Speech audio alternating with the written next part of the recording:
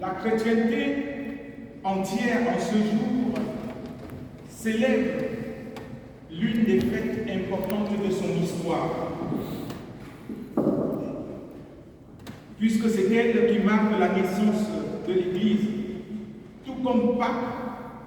Pentecôte trouve son origine dans le judaïsme. C'est d'ailleurs pourquoi on prend la peine de rappeler. En effet, Shavuot, qui veut dire en hébreu, en tout cas qui est traduit, et ça veut dire semaine, est l'une des trois fêtes du pèlerinage du judaïsme prescrite par la Bible, au cours de laquelle on célèbre dans la joie l'anniversaire du jour où Dieu a donné la Torah et les 10 commandements aux Hébreux, arrivés au mont Sinaï, 7 semaines après avoir quitté l'Égypte. Bien que l'association entre le don de la Torah et Shavuot n'est pas explicite dans la Bible, la fête marque donc la conclusion du décompte de 49 jours du mois juif qu'on appelle Omer. Elle est fêtée le 6 pour les Juifs qui sont en Palestine et le 7 pour les Juifs vivant en dehors de la terre d'Israël, du mois juif qu'on appelle Sivan, qui correspond, selon les années, au mois de mai ou juin dans le calendrier grégorien. Et cette fête dure 2 jours, et à l'extérieur même, un seul en terre d'Israël et dans le judaïsme réformé. Dans la Bible, Shavuot est appelé la fête des semaines. Nous pouvons retrouver cela en Exode 34, verset 22, ou en Deutéronome 16, verset 10. C'est aussi le festival de la moisson qu'on retrouve en Hébreu 23, verset 16, et la journée des premiers fruits. Et nous le retrouvons en Nombre 28, verset 26. La Mishnah et le Talmud se réfèrent à Shavuot en employant le terme Atzeret, qui veut dire arrêter, qui a le sens de s'arrêter, car on arrête toute activité afin de se rassembler en famille. Et comme Shavuot se déroule 50 jours après la fête de Pâques, les hellénistes lui donnèrent le nom de Pentecôte, 50e jour. Dans ce bref rappel, nous situe un peu dans le contexte pourquoi on dit Pentecôte. Je sais que ce n'est pas aisé de comprendre tout ça, mais si vous partez sur Internet, vous tapez Pentecôte, vous aurez des informations que je viens de donner là. La fête a aussi une signification agricole. Elle correspond à l'époque de l'année en Israël en particulier et dans l'hémisphère nord en général, où sont collectés les premiers fruits. C'est pourquoi le festival est aussi appelé la fête des prémices. Auparavant, l'offre effectuée au temple de Jérusalem était juste les premiers fruits. Ce qui précède nous donne de comprendre que la révélation de Dieu s'intègre dans l'histoire d'un peuple, le peuple juif. On peut l'aimer ou ne pas l'aimer, mais ne perdons pas de vue que l'histoire, notre histoire chrétienne, s'intègre aussi dans l'histoire de ce peuple. Et cette histoire qui a commencé avec ce peuple s'ouvre à toutes les nations sans exception, car comme le dit la Bible, Dieu ne fait point acception de personne. Acte 10, verset 34. De la crucifixion à Golgotha à la venue du Saint-Esprit à Pentecôte, il y a lieu de remarquer qu'on a assisté à 2 départs et 2 arrivées. Le premier départ, c'est la mort de Jésus lorsqu'il se sépare de ses disciples. La première arrivée, c'est sa résurrection 3 jours plus tard. Ça n'a pas duré, il est parti, il est revenu. Mais le deuxième départ, c'est à son ascension. Il fait 40 jours et il repart. Et deuxième arrivée, la descente du Saint-Esprit sur les disciples. Cette dernière, c'est-à-dire la descente du Saint-Esprit, marque ce qu'on appelle le temps de la grâce ou le temps de l'Église. Par l'envoi du Saint-Esprit, donc, Jésus accomplit la promesse faite à ses disciples en considérant bien aimé les trois textes un peu attentivement. Ces trois textes qui nous sont proposés pour ce jour, on y constate une certaine progression. D'abord celui de Jean, qui annonce la promesse du don de l'Esprit. Ensuite, celui des actes, qui montre l'accomplissement de cette promesse. Et enfin, l'épître aux Romains, qui présente la vie quotidienne du chrétien habité par le Saint-Esprit. Pour ce qui est de la promesse du don de l'Esprit, après plusieurs exhortations et recommandations à rester fidèles à ses commandements, on se rend compte que Jésus est arrivé à la conclusion selon laquelle il peut faire confiance à ses disciples. Malgré la trahison de Judas, malgré la requête tendancieuse de Philippe qui disait « Seigneur, montre-nous le Père et cela nous suffit » Jean 14, verset 8, comme s'il voulait le Père plutôt que Jésus. Malgré le triple reniement de Pierre, malgré même le doute de Thomas, l'amour de Jésus pour ses amis ne change pas. Il leur dit qu'il ne les laissera pas seuls. Le Père leur enverra le Saint-Esprit en son nom pour qu'il les enseigne et leur rappelle ce qu'il leur disait.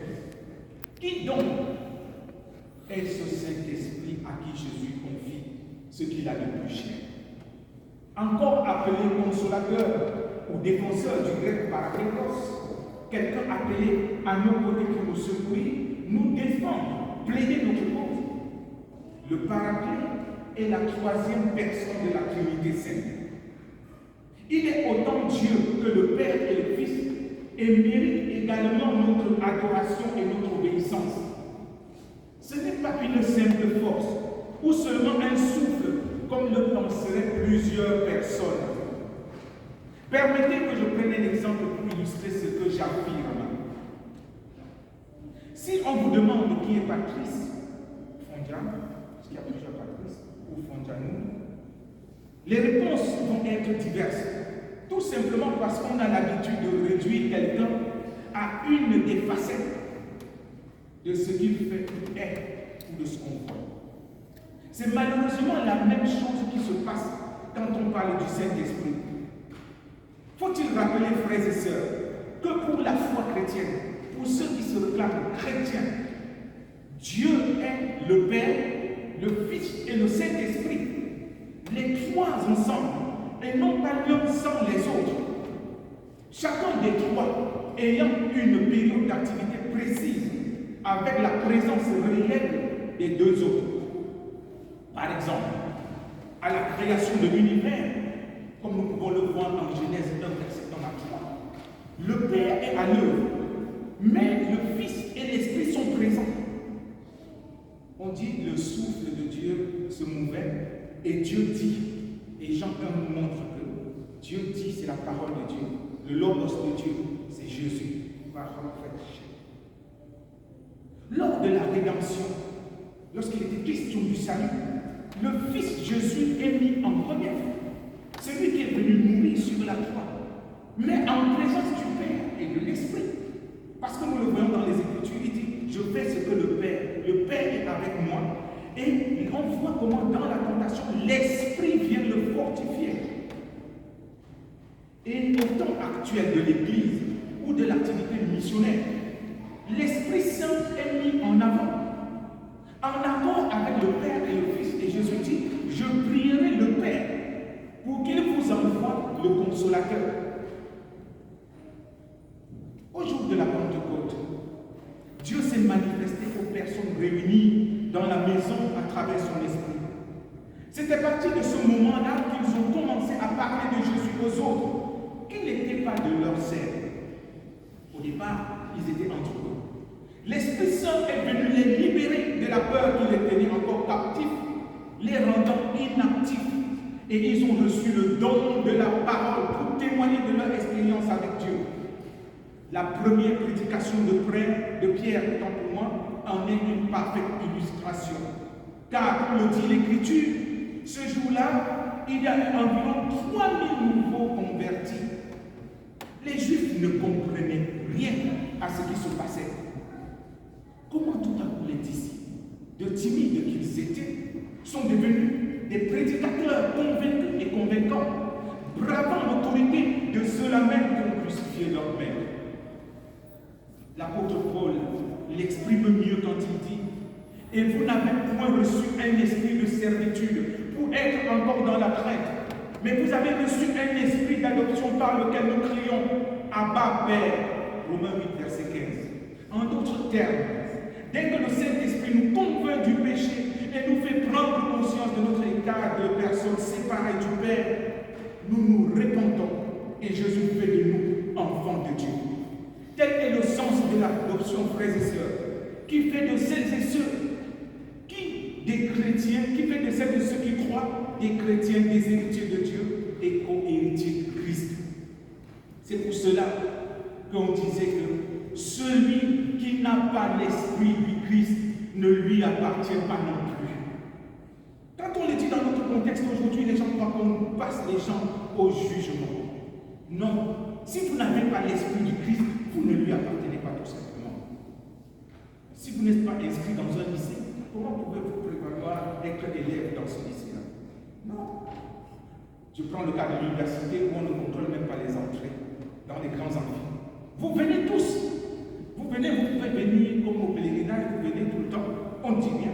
Mais lors de l'examen, la liste qui sera affichée, ce ne sera que la liste de ceux qui sont inscrits. C'est que ceux qui auront droit à l'épreuve.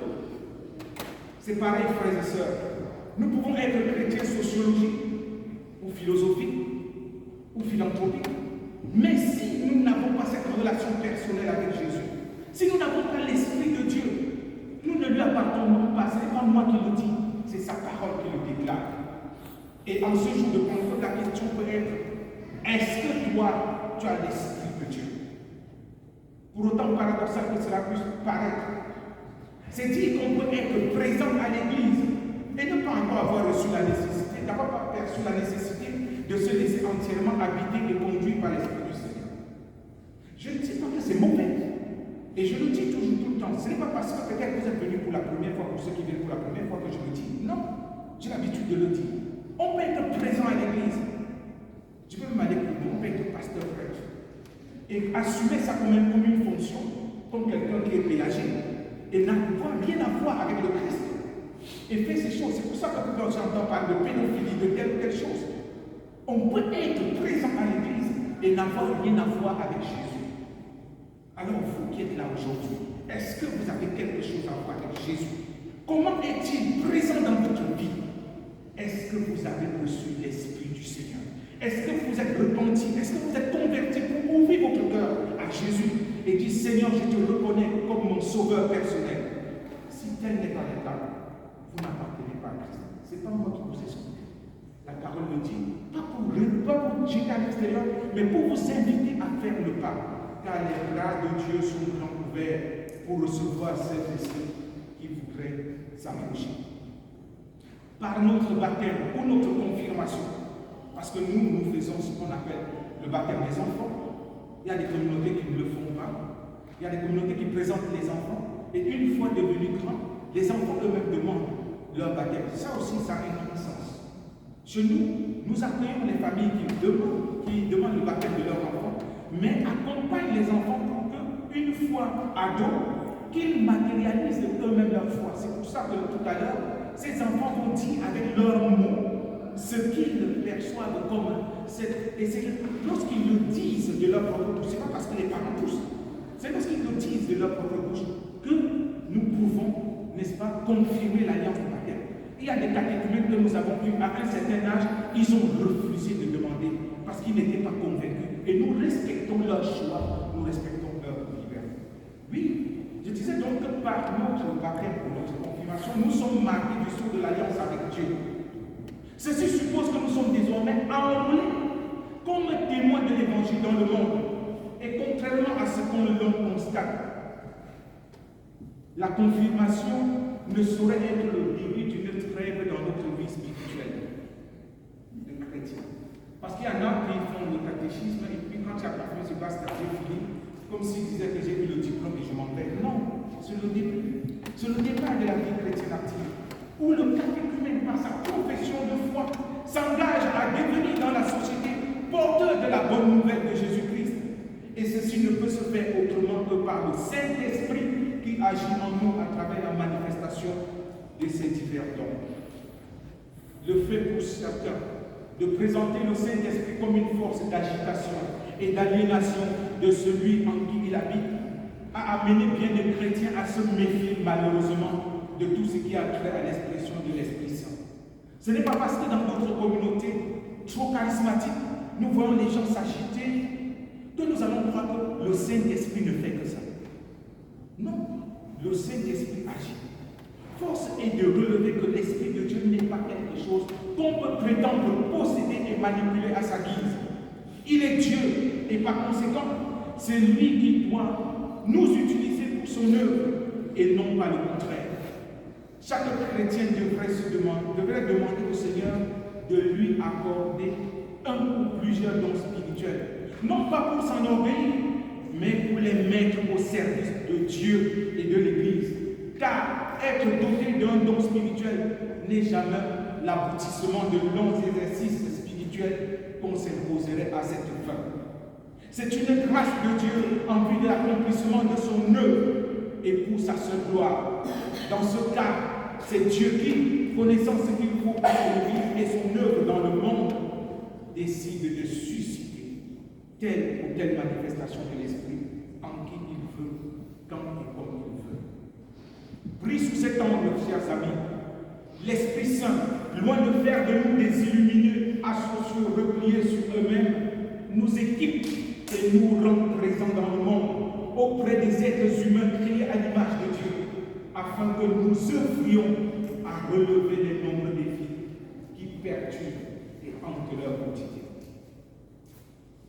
Recevoir le Saint-Esprit ou avoir l'Esprit du Christ ne saurait donc se réduire au seul fait de parler en langue, d'opérer des miracles et de chasser des démons, quoique ces dons spirituels soient très importants dans la vie de l'Église. Oui, sachez qu'il y a des gens qui ont le don de parler en langue, c'est biblique. Il y a des gens qui ont le don de chasser les démons, et c'est biblique. Des gens qui ont le don de faire des miracles, de guérir les malades, et tout cela est biblique. Mais ce n'est pas les seuls dons que l'Esprit Saint peut donner. Les préoccupations de l'homme de notre époque vont bien au-delà de tout cela et méritent que les chrétiens soient habités par l'Esprit de Dieu pour les affronter. Rejoindre les marginaux sociaux, les migrants et les nombreux déplacés dans leur univers de leur errance et leur situation précaire de chaque jour, leur apporter un message d'amour et d'espoir au nom de notre foi en Jésus-Christ et non pas au nom d'une foi anonyme, et leur montrer par notre engagement que nous sommes solidaires de leurs conditions et de leur lutte, serait de notre part rendre l'action du Saint-Esprit présente auprès de ces personnes-là. Dans le même ordre d'idées, frères et sœurs, l'Esprit Saint nous appelle à œuvrer pour la libération de l'opprimé, victime de l'oppresseur, sans perdre de vue que l'oppresseur est lui-même victime de sa folie de grandeur et de domination. Frères et sœurs, la Pentecôte comme manifestation de l'Esprit de Dieu qui crée et met en mouvement l'Église, corps du Christ, réalité visible et vérité invisible, nous donne de nous apercevoir que deux éléments indispensables et indissociables sont à prendre en compte pour son rayonnement. D'une part, le ciel. Le ciel, demeure de Dieu et destination future des rachetés. D'autre part, la terre, demeure actuelle des humains et lieu de mission de l'Église. Jamais l'un sans l'autre, car l'un des sérieux problèmes de notre temps, c'est qu'il y a des gens qui se tournent soit totalement vers le ciel, soit entièrement vers la terre, embarrassant l'homme dans un manichéisme qui n'a rien à voir avec le plan merveilleux que le Seigneur a pour sa vie. Frères et sœurs, nous sommes privilégiés d'être là aujourd'hui pour accompagner le Poulacondi et le Prince dans cette décision importante de leur vie. Peut-être c'est aussi l'occasion pour nous de revoir notre propre relation personnelle avec Dieu. Quelle relation avez-vous au terme de cette prédication avec Jésus et l'Esprit Saint? Quelle relation avez-vous avec le Père? Est-ce que vous allez dire, je laisse encore passer, j'ai du temps? Ma soeur, mon frère, le temps est appartient. On ne sait pas qui sera là devant nous pas. Nous allons peut-être après festoyer, manger, boire, nous réjouir à l'occasion de la Pentecôte. Mais ce n'est que la fête d'un instant. Alors, est-ce que nous serons à la fête de tous les temps, le banquet des noces de l'année? Est-ce que nous serons présents à cette fête à laquelle Jésus invite toute l'humanité? Quel que soit ton péché, quel que soit le mal qui te gangrène, sache que Dieu t'aime et veut habiter ton cœur. Alors tu peux lui ouvrir ton cœur et lui dire: Seigneur, tu me connais ma misère et je veux maintenant t'accueillir comme Seigneur et Sauveur. Le Seigneur viendra faire place dans ton cœur, il viendra habiter avec toi. Mais c'est lui seul qui te dira ce qu'il faut faire et comment le faire pour arriver dans cette relation personnelle avec lui. Que le Seigneur nous donne de nous ouvrir à son évangile. Laissons l'Esprit Saint nous conduire.